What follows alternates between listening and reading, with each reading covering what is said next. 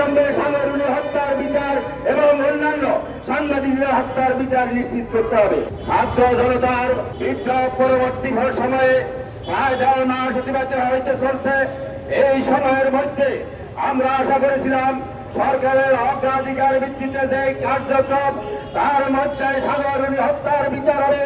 এখানে অন্যান্য হত্যাকাণ্ড যেগুলো হয়েছে, চৌধুরী আলম গুম হয়েছে, ইলিয়াস খান গুম হয়েছে, তাদের প্রকৃত তথ্য উদ্ঘাটিত হবে।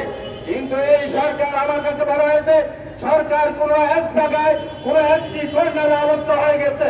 সেই কারণে একটি হত্যাকাণ্ডের বিচার হচ্ছে না, কোন ঘটনার তদন্ত হচ্ছে না।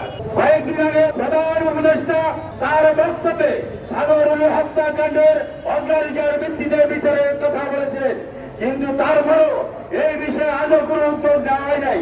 সেই কারণে আমাদের সাংবাদিক সমাজ বিক্ষুব্ধ। অবিলম্বে সাগরুনি হত্যার বিচার এবং অন্যান্য সাংবাদিকদের হত্যার বিচার নিশ্চিত করতে হবে।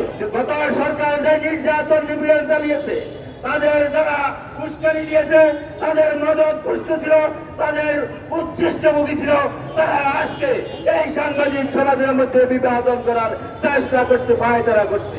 তারা ভিন্ন নামে বিভিন্ন নামে এই সাংবাদিক সমাজের বিরুদ্ধে বিভাজন, সাংবাদিক সমাজের বিরুদ্ধে উস্কানিমূলক বক্তব্য দেওয়ার চেষ্টা করছে। 15 বছর জান্দা হাতে নিয়ে রাজপথে ছিল, তারা তাদের মধ্যে আজকে বিভাজন সৃষ্টি যে পায়তারা করা হচ্ছে, এর বিরুদ্ধে আপনাদের অবস্থান থেকে আপনাদেরকে কথা বলতে হবে। আপনারা এই সমস্ত লাফাঙ্গাদের আটকারা দিবেন না।